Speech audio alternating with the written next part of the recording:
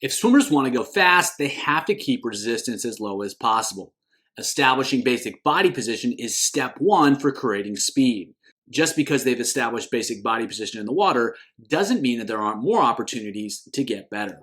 Hi everyone, Andrew here, helping you help your swimmers go faster. Creating speed is simple. Swimmers have to create more propulsion, they have to create less resistance. While it may not be simple, it's definitely not easy, especially when it comes to creating less resistance. Once the basic positions are in place, it becomes much more difficult to help swimmers learn how to create less and less resistance. But if swimmers can continue to improve that skill, they're going to continue to get faster and faster.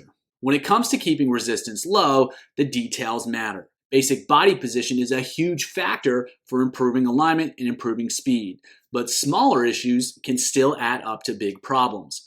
And so subtle losses of alignment, subtle losses of position, if repeated over and over again, can lead to significant losses in speed. And those small issues can come up because swimmers have to constantly change position, they have to constantly change posture throughout their entire stroke cycle. Poor transitions in position are going to add up to more drag.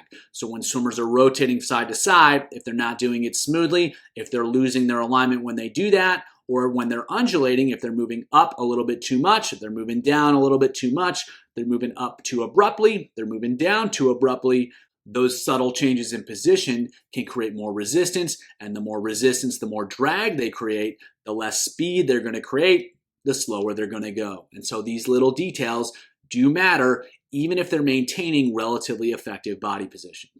And the reason improving alignment can be so difficult is that many of these mistakes are very, very small. They're hard for swimmers to feel, they're hard for coaches to see. And if swimmers can't feel it and coaches can't see it, it becomes very difficult to actually create change.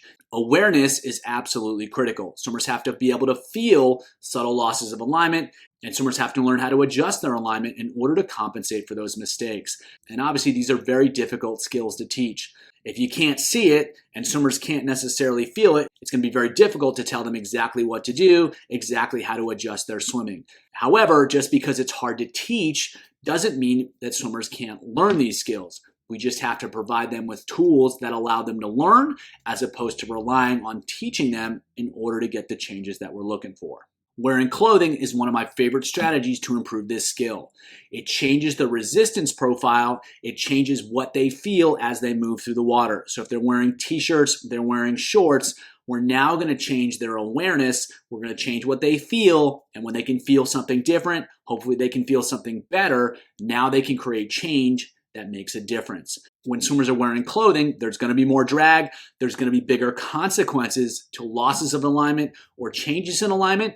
And now swimmers can feel it. And again, it's all about creating awareness so that swimmers can feel the opportunities to move better through the water. And just as importantly, when swimmers take the clothing off, there's going to be a lot more awareness of water flow over the skin. They're going to be able to better feel how the flow moves over their body. And so just like we talk about feel for the water with creating propulsion, there's feel for the water in terms of creating as little resistance as possible. By putting clothing on the body and then taking the flow away and then taking the clothing off and then reintroducing the flow of the water, swimmers are going to be more aware of what they're feeling. If they do that enough times with enough repetition, they can get better at having more awareness of how the water is moving over their body, how they're moving through the water, and then they can adjust so that they can find ways to move through the water while creating less resistance. Less resistance means more speed, and that's what we're looking for. So here's what it looks like. Nothing special, it's just swimming with a t-shirt. So they're going to have more resistance as they move through the water, and then once they take that shirt off, they're going to be more aware of how they're moving through the water, how they can feel the flow of the water over their body. The same strategies work regardless of the stroke. You're just using different types of clothing to put more awareness, create more awareness of different parts of the body. And so while wearing a t-shirt is going to create more awareness of what's happening in the upper body, you can wear shorts to put more pressure, create more awareness for what's happening with the lower body. And so you can use different types of clothing strategically to place more pressure on different areas of the body. So it's not so much that a given type of clothing is going to be more or less effective.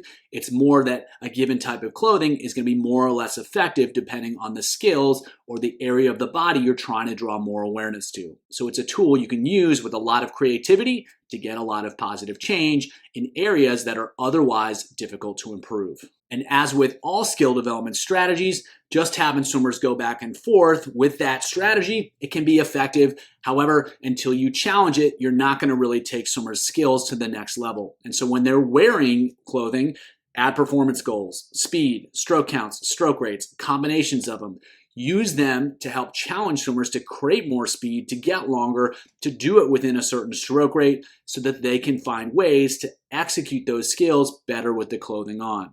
You can also use clothing during drills, particularly alignment drills that are going to challenge their alignment. Now you can take that challenge to the next level because they've got to manage their alignment with the extra challenge of the clothing. And whenever swimmers have alignment challenges, what they'll often do is use the hands to stabilize or to control their body so that they can compensate for losses of alignment. What you can do with the clothing, close the hands, use OK signs, hold the horns, hold a tennis ball. That's going to take away the ability to compensate when they lose their alignment. And if they can't compensate, now they're really going to feel it. They're going to have to make those adjustments, and they're going to have to do that without using their hands. And when you take the clothing off, you let them open up their hands. Now they're going to be able to better feel and better control how their body moves through the water, and they're going to have access to their hands. They're going to be able to create a lot more speed. And so different ways to challenge them when they're wearing the clothing is going to help them improve their skills a lot more than simply wearing the clothing in and of itself. Here are a couple sets that use this strategy. So the first set, they're going to go 4 rounds through, 350s freestyle with shorts. They're going to descend 1 to 3 at the same stroke count. Then they're going to go 100 freestyle strong effort at the same stroke count each lap. They're going to add a stroke each round and go faster. So the goal here, what we're trying to do is those 50s, they have to figure out ways how to get longer, even though they've got the shorts on. They've got to have to manage their hips better. They're going to have to control their hips better. They can't take more strokes. They've got to find a way to go faster, and they've got to do that with the shorts. Then they're going to take the shorts off, and they're going to go strong at the same stroke count each lap. And now they're going to be better able to feel how they move through the water without that added resistance. And they should have more awareness of how to position themselves to stay long and create speed when they do that. We're going to add a stroke each round, and the goal is to go faster, and they have to still manage both the clothing and then take advantage of it when they take the clothing off. Next set is more of a speed set. They're going to go 525s a butterfly, 4 rounds through. The first 4 are always with clothing. The odd rounds, we're going with the shorts, more pressure on their lower body. The even rounds, they're going to go with a t-shirt, more awareness with the upper body.